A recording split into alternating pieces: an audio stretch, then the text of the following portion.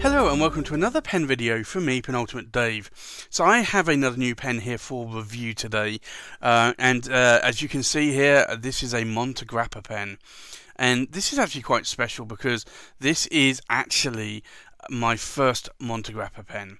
Now, I have used quite a few different Montegrappa pens over the course of last year from friends at pen clubs, and I believe all of them have been steel nibs. The build quality on the pens have been pretty good, but I decided I wanted at some point to get a Montegrappa, and I wanted one with a gold nib.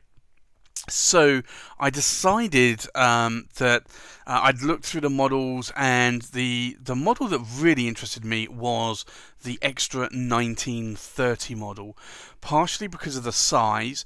It's a slightly larger pen, but it also has an oversized nib, a number 8 size nib.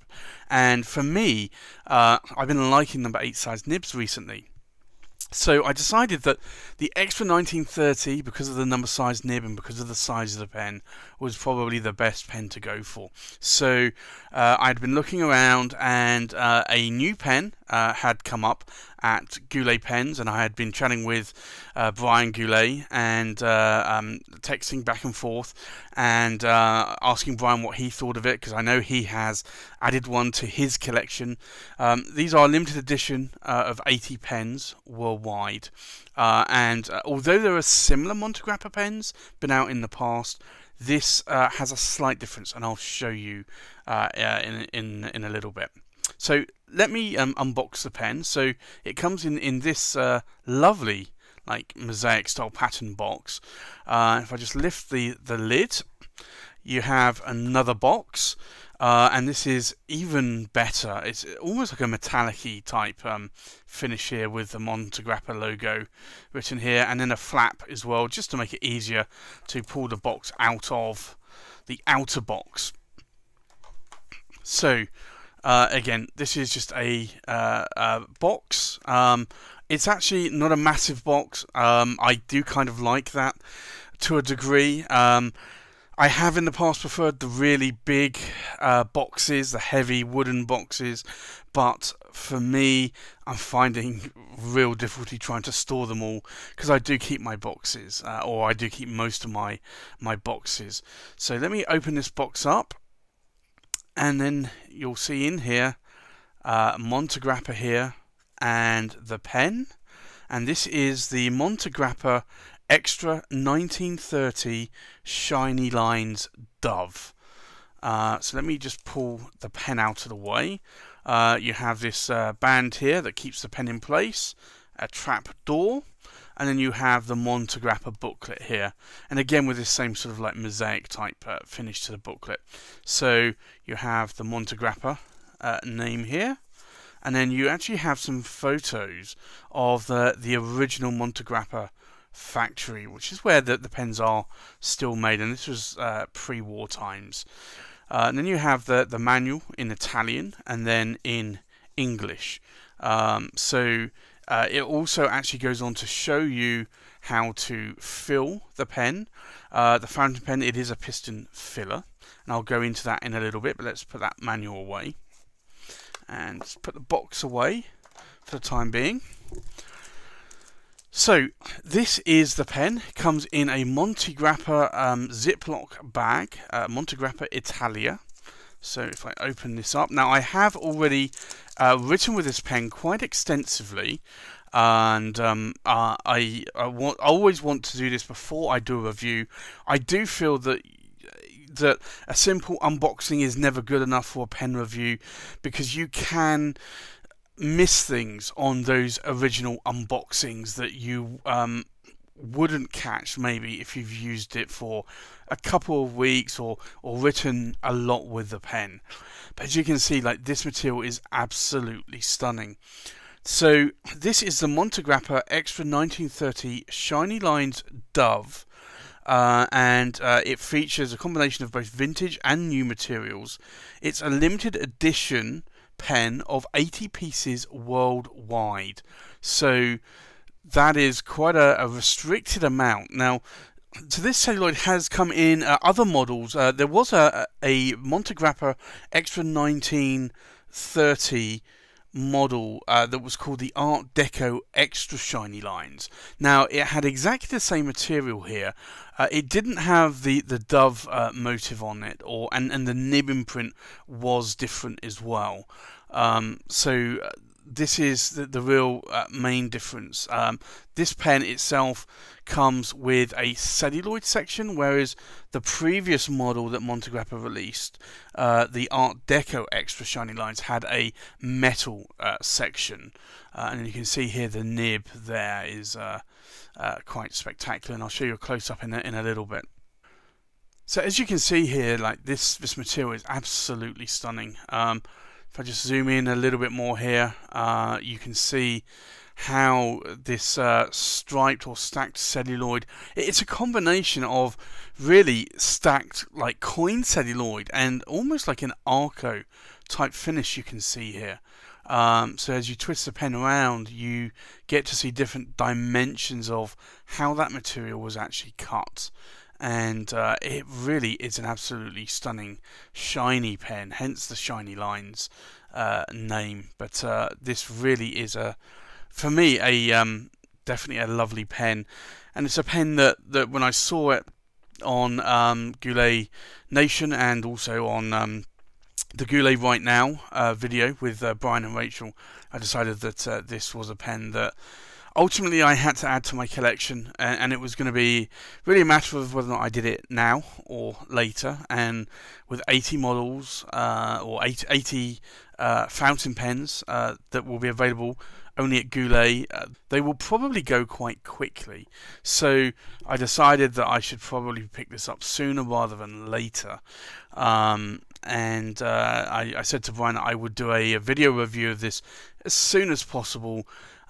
Mainly because I want to make sure that if any of you really like the look of this pen on this video, that you do have a chance to get it before they sell out, because I think they will sell out fairly quickly.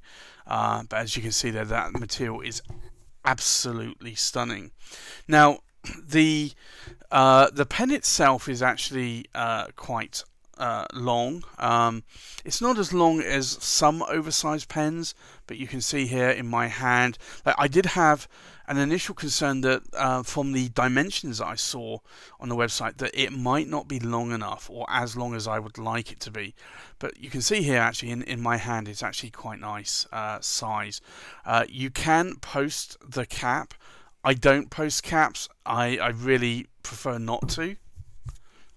But if I have to, then I will, but this one I definitely do not need to post. I find this very, very comfortable in my hand. Now, I don't have oversized hands, but I don't have necessarily small hands. My hand is normally considered, in terms of gloves, a large. So for me, I find that this is a very comfortable pen to use. Now I'd like to go over just a few other parts of the pen, so I think let's have a look at the finial here. You have the standard Montegrappa 1912 coin finial there, and then you have the clip, which is a roller clip that you can see here, which is quite functional, and it does lift off. I find that these roller clips tend to be quite good for shirt pockets. Now the cap band, you'll see here it says Montegrappa. There you go. And then it has these like dove shiny lines going around it, and then you have the dove emblem there as well. Now this is a silver pen, so it has a silver hallmark on it as well.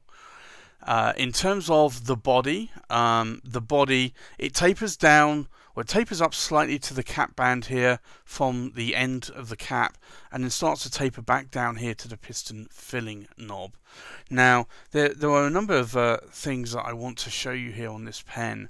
The first thing really, and I'll give you some close-up photos of this, but the nib itself. So the nib actually is a nib taken from 1998. This is a nib that Montegrappa actually had on a previous pen, and the pen was called I hope I can get this right, the Tercio Millennio Adveniente limited edition fountain pen, and that was originally made in honor of the Catholic celebration of the Holy Spirit that year, and the 3 years leading up to the year 2000.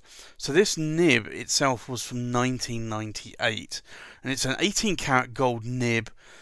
In the Christian faith, the Holy Spirit is often represented in the form of a dove, a symbol of peace and hope.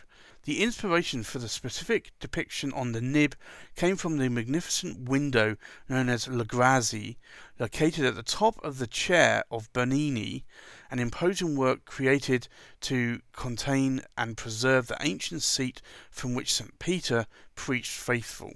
So this nib effectively was a two-tone gold, 18-karat gold nib, and Montegrappa recently rediscovered these nibs in their factory and decided that they could add these to this pen. They decided to rhodium plate the nibs. It just made a lot more sense to have a rhodium plated or a silver coated finish, single tone finish to this pen because of the colours being used on it. Now this pen is a piston filling pen, so what I want to do is actually show you here the piston filling mechanism. So it's a little bit different than normal piston fillers, and I will try and see if I can get you to hear this, but the piston filling knob doesn't actually come away from the body. Normally when you twist the pen anti-clockwise to empty the pen, what you'll find is that there will be a gap between the piston filling knob and the body. The way Montegrappa have actually engineered this piston is that it's all integral into the body, so you never get a gap here between the piston filling knob and the body. But if I try to ratchet it, I don't know if you could hear that. But it's a slight like ratchet feeling when you try to fill and unfill the piston knob. It's definitely a different feeling to say a TWSBI or any other Pelican or other piston filling pen that you would have. It has a slight ratchet feel to it, so you can feel that you're twisting it, and it's actually I believe unique to Montegrappa in the way that they actually do their piston filling mechanism. Now, because there is no gap here, so if I twist that piston knob, you'll see that it doesn't create any kind of gap here at all. And the thing with this is that the piston mechanism takes up more space. So this pen won't hold as much as most piston filling pens. For instance, a TWSBI I think will hold around about 1.8, 1.9 milliliters of ink. A standard international converter will normally hold around 0.7 milliliters of ink. This will hold around 0.7 to 0.8 milliliters of ink. So effectively, even though the body here is quite large, you are going to have a reduced ink capacity. So that's probably one of the downsides of this pen, is that you're not, even though it's a large piston filling pen, you're not going to get that sort of extra level of ink capacity that you normally would with most pens. That, to me, it doesn't bother me. It just means that you're going to be running out of ink a little bit quicker. Also means you can actually change ink a little bit quicker. I do like filling my pistons and power vac fillers up with a lot of ink, but then I find that I can't get through them that quickly when I want to change ink. So for me, a 1 milliliter capacity, or 0.8 milliliters, is actually not bad, but I know that might be a concern for some people, that it does have a somewhat reduced capacity compared to other piston filling pens on the market today. But the pen itself, I find, is really, really nice. It's a lovely pen. I am glad that I picked it up. I have been writing a lot with this pen over the last few days. I wanted to try and get a review out quickly because there isn't a review of this pen out yet, other than the very sort of brief sort of preview that Brian and Rachel did on Right Now. So I wanted to get a video out as quickly as possible. Hopefully you can make the decision up if you like this pen or not, and if you do, then maybe you can go and purchase this pen before it sells out, because there, as I said, there are only 80 of these pens worldwide. So what I'll do, I will show you the capacity here. Now I am going to use an ink miser. Now I have put in here, try not to spill it, but I have put in here 6 milliliters of water. So I just want to show really sort of the capacity of this. So if I can try and not spill this, I am going to try and fill the pen up here, and because this pen is empty, I did empty the ink out, and I will show you the capacity of this pen just to confirm. So you probably won't be able to see a lot of difference here because, as I said, this is 6 milliliters of water, or what would be ink. So what I will do is I will empty that water out. So now that is empty, that ink miser, and then I will empty the pen back into this ink miser so you can see how much water or potentially ink this pen will hold. So this doesn't look as though it's a lot of ink or a lot of water there, but what I will do, I will use an ink syringe and I will just suck out that ink, and then we can see here.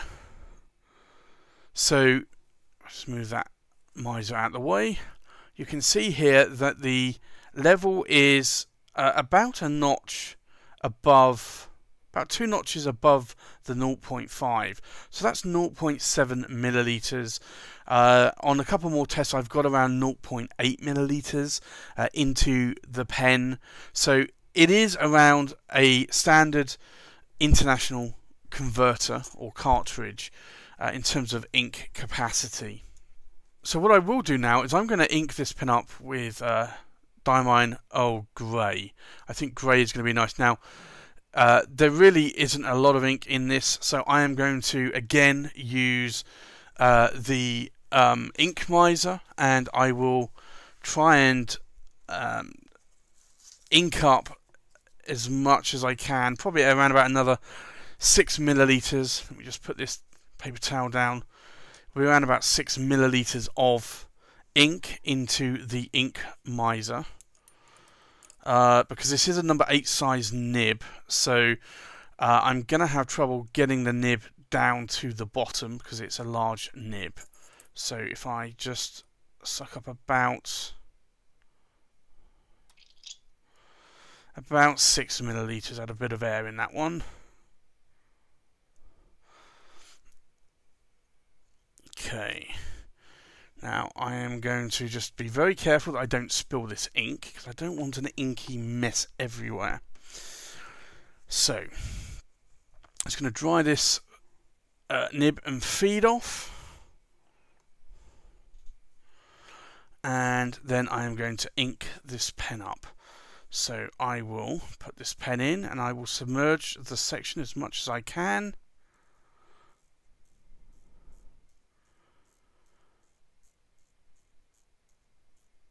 And I am filling the pen.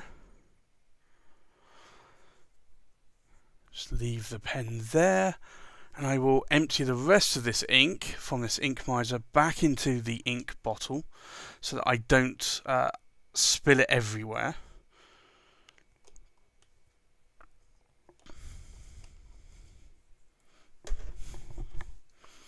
Okay, so let's just wipe the nib off and wipe around the section.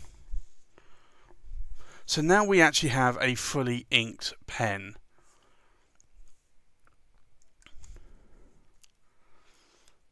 So I think let's do some dimensions and weight check on the pen. So dimension wise, we're looking at around about 138 millimeters in length.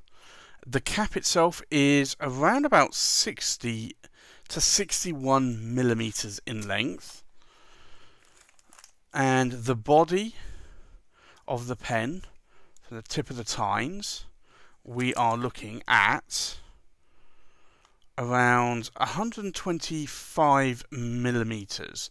Now this is a number 8 size nib, but with a slight difference, and I'll show you why.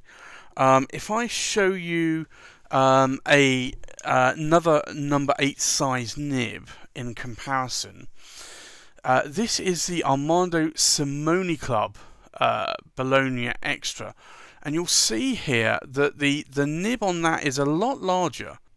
So what Montegrappa do is actually put the nib more further into the section there of the body. So although it's a number 8 size nib, it doesn't look as large, and it's more like a number 6 size nib. But that nib is an absolutely gorgeous nib. Now in terms of a weight check, we have fully inked up. The pen is just under 45 grams. So it's quite a heavy pen. The cap is just over 12.5 grams, and then the pen is just under 32 grams. So the pen is actually quite heavy, and the reason being is that there is quite a bit of silver in this pen, so that actually adds a lot more weight to it. Plus also the piston filling mechanism is also quite heavy as well. So let's do the writing sample. This is a Montegrappa, and it's the Extra 1930 shiny lines. Now it is an 18 karat gold nib, and I got it in a medium nib. Now the ink that I'm using in this today, as you have seen, is Diamine Earl Grey, which for me is actually one of my favourite grey inks at the moment, along with Pilot Roshizuku Kirisami. Now in terms of line variation, it's a medium nib, so expect a medium, Western medium line here. You can push the nib a little bit more. I'm not going to push it much because I don't want to spring the tines on this, but you can see a little bit of a line variation here, and then you can see here that I can push it a little bit on these figure of eights, and the one thing that I do like about this ink also is it has quite a bit of shading, the Diamine Earl Grey. So for me this is actually a lovely ink to use, and I think it actually matches up with this pen really nicely as well. So let's do a wetness test here.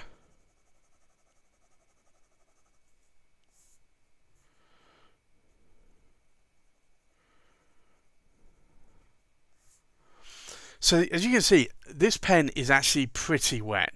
Normally I normally average a fire hose nib to be anything from half the width of the page onwards, and this is getting very close to that. So this pen is quite a wet pen, and these vertical lines here are still wet. It's still drying on Rhodia paper. So this pen is a very wet pen. And I do like wet writing nibs. I really do. Whether or not it's a wet nib or a fire hose nib, it works for me really well.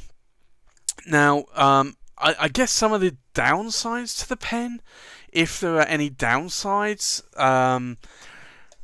personally, for me, there aren't any downsides, other than maybe the ink capacity only holds around 0.8 milliliters of ink. if you have some OCD, some obsessive compulsive disorder, you may find that there are some issues where the celluloid won't match up fully between the cap and the body. Now this is something you get on pretty much all celluloid pens. So if you are buying a celluloid pen, or even a lot of acrylic pens nowadays, or resin pens, will have issues with, if they have a pattern of any sort, matching up between maybe the cap, the body, and maybe the filling knob there. So at the end of the day, if you do have any form of OCD, and that really does matter to you, then you will obviously have to bear that in mind. For me, it doesn't bother me whatsoever.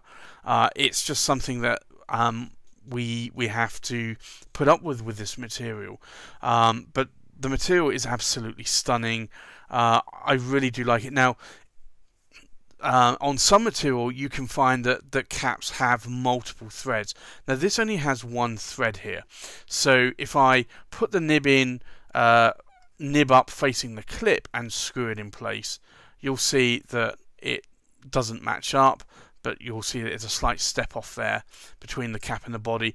If I do a 180 and orientate it the other way, it will still show the same. So it's only one cap, or one cap thread. So there is only one way of screwing this pen up together. So it's not like some of the pens where you have 3 or 4 threads, where you have to constantly try and work out which thread will match up the celluloid. So I really like that Montegrappa did this. There's only one way to screw the cap onto the pen. Now that might sound rather strange, but it's what happens with most pens, is that most pens will have 3 or 4 cap threads. But for me, like, I really like this material. It's a stunning material. I do like the stacked celluloid material. I have other stacked celluloid pens, and I can actually show you maybe a few other pens with stacked celluloid in that I have. And these are Viscontis, but you can see here that the difference in the stacked celluloid. So the Viscontis are more like Parker vacuumatic celluloids. So what will happen with these is that you will have the stacked celluloid going literally horizontally, or vertically, I guess. Well, actually horizontally across the pen, whereas the shiny lines has it vertically. So you can see the main difference there between how Montegrappa have done this, and also Montegrappa have done more grey than black. But I like it. I really do like it. It really is a lovely material, and I think it's a really good pen, and I love the way I was talking to Brian, and I know Brian's mentioned this on Right Now as well, that he thought that a big showstopper for this pen would have been to have a metal section. Now the other models, all of the other Extra 1930s do have a metal section. Now it's actually quite strange. I have a lot of metal section pens. I have Visconti Opera Masters, Opera Metals, and I don't have any problems with the metal sections. I don't find them too shiny, too slippery. I do have greasy fingers, or sweaty fingers, but I don't find that they slip over the section when writing with it, even in the heat of summer or the cold of winter. But for me, it's strange, because even though I have a lot of metal section pens, and I will buy them without any hesitation, it has stopped me buying a Montegrappa Extra 1930 because of the metal sections usually. And I don't know why, because I have no problems with them whatsoever. But I do like the way that Brian spoke to Montegrappa and said he really wanted a celluloid section here on this pen, because he felt that that would be a showstopper. So I'm really glad that Brian came through for all of us and managed to get a celluloid section. This pen is absolutely stunning. I think with the metal section, it wouldn't have looked as nice a pen. So I think it's just highlighted it a little bit more, and I really do love this material. So for me, I'm very glad that I was able to pick this pen up and also do a review for all of you that's watching this video. It's not a cheap pen. I think it retails for MSRP $995, but I think it's selling for just under $800. So it's not a cheap pen, but it's a pen that for me writes really well. The nib isn't ultra springy or ultra bouncy. It's more on the firmer side of things, but it does have a little bit of bounce to it. Not as bouncy as some of my 23 karat palladium nibs or some of my 18 karat gold nibs, but then it has more bounce than some of my more rigid 18 karat gold nibs. So I think the writing experience for this is very consistent. I've not had any hard starts. I've not had any skips with it so far. I've written about 6 pages of A4 with this so far, and it's really written very consistently, both on Tomoe River, on Rhodia paper, and I know a lot of people have issues on Rhodia paper because of the glossy-like finish. So for me, like, this pen is really nice, and I'm very glad that I was able to add this to my collection.